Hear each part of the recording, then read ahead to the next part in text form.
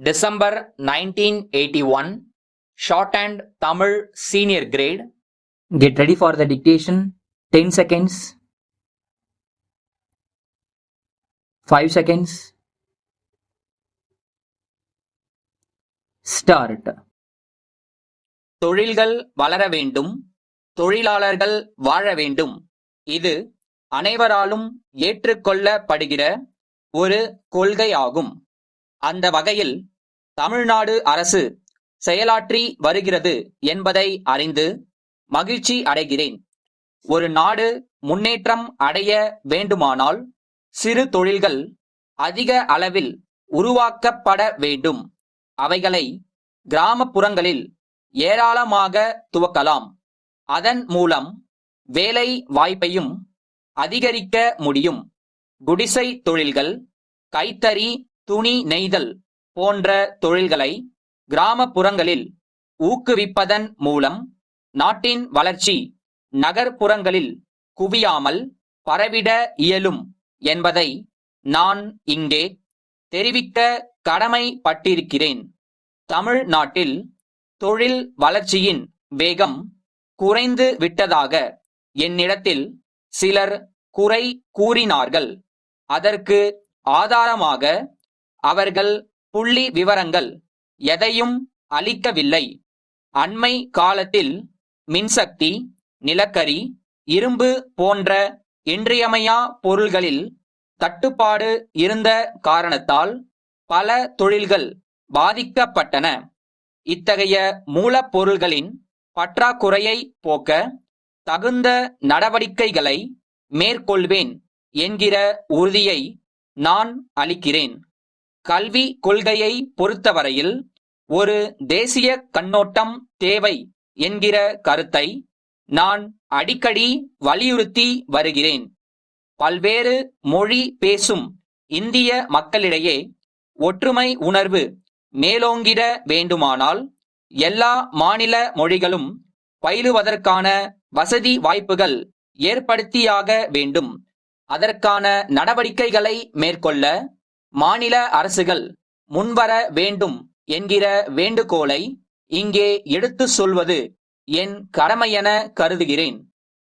பிற மொழி நூல்களில் சிறந்தவற்றை தமிழ் மொழியில் வெளியிடுவதற்கு தமிழ்நாடு அரசு திட்டமிட்டுள்ளது என்பதை அறிந்து மகிழ்ச்சி அடைகிறேன்.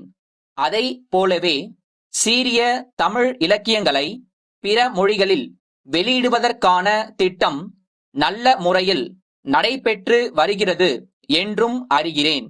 இந்த மொழிபெயர்ப்பு பணி மூலம் நாட்டில் ஒற்றுமை உணர்வும் ஒருமைப்பாடும் மேலும் மேலும் வலிவு அடையும் என்பதில் ஐயமில்லை. இந்தியா விடுதலை பெற்ற நாள் முதல் மகளிர் நலனில் மத்திய அரசும் மாநில அரசுகளும் அதிக அக்கறை செலுத்தி வருகின்றன. அதன் காரணமாக அலுவலகங்களில் பணிபுரியும் மகளிர் எண்ணிக்கை நாளுக்கு நாள் வளர்ந்து வருகிறது. இதை கருத்தில் கொண்டு பணிபுரியும் பெண்களுக்கு விடுதிகள் கட்ட சமூக நல பணிகளில் ஈடுபட்டிருக்கும் தனியார் தொண்டு நிறுவனங்களுக்கு ஊக்கமும் உதவியும் தரப்படுகிறது. வாழ்க்கை தரத்தை உயர்த்த முயற்சிகள் செய்து இத்தகைய தேசிய நிர்மாண பணியில் பங்கு பெறுவதன் மூலம் இளைஞர்கள் மனதில் தேசப்பற்றும் நாட்டு நலனும் ஆழமாக வேரூன்றும் என்பதை உங்களின் கவனத்திற்கு கொண்டுவர விரும்புகிறேன். மக்கள் நலன் கருதி ஏராளமான சமூக நல திட்டங்கள் தமிழ்நாட்டில் நல்ல முறையில் செயல்படுத்தப்பட்டுள்ளன. எதை செய்தாலும் சிறப்பாகவும் சிக்கனமாகவும் செய்கிற ஆற்றல் பெற்றவர்கள் தமிழ் மக்கள். அதற்காக அந்த மக்களுக்கு என்னுடைய பாராட்டுக்களை தெரிவித்துக் கொள்கிறேன். கோவை முருகன் குழாய்கள் நிறுவனம், சென்னை குடிநீர் வடிகால் வாரிய நிர்வாக இயக்குனருக்கு எழுதும் கடிதம். அன்புள்ள ஐயா, கடந்த 20 ஆண்டு காலமாக ஆழ்கிணறுகள் அமைக்க உதவும் இரும்பு குழாய்களை நாங்கள் தயாரித்து வருகிறோம். கோவை மாவட்டத்தில் பலர் எங்கள் நிறுவனத்தின் இரும்பு குழாய்களை உபயோகித்து ஆழ்கிணறுகள் அமைத்து நல்ல பயனை அடைந்துள்ளனர். குழாய்கள் மிகவும் தரமானதாகவும் நீண்ட நாட்களுக்கு உறுதியாக விளங்கும் தன்மை பெற்றவையாகவும் உள்ளன. துருப்பிடித்து நாசமாகாமல் இருப்பதற்கென்று வழவழப்பான முறையில் தயாரிக்கப்படுகின்றன.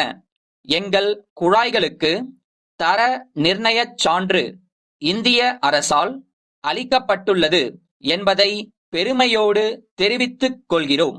தற்போது சென்னை நகரில் குடிநீர் பஞ்சம் இருக்கிறது என அறிகிறோம். இப்பிரச்சனையை வெற்றிகரமாக சமாளிக்க ஒவ்வொரு மாநகராட்சி வட்ட பகுதிக்கும் 100 ஆழ்கிணறுகள் என்கிற திட்டத்தில் கிட்டத்தட்ட 10,000 ஆழ்கிணறுகள் அமைப்பதாக முடிவு செய்து இருப்பதாக அறிகிறோம். அதற்கான ஒப்பந்த புள்ளி கோரி வெளிவந்த விளம்பரத்தையும் பார்த்தோம். எங்களுடைய ஒப்பந்த புள்ளிகளை தபால் மூலம் முறையாக அனுப்பி உள்ளோம். இப்படிக்கு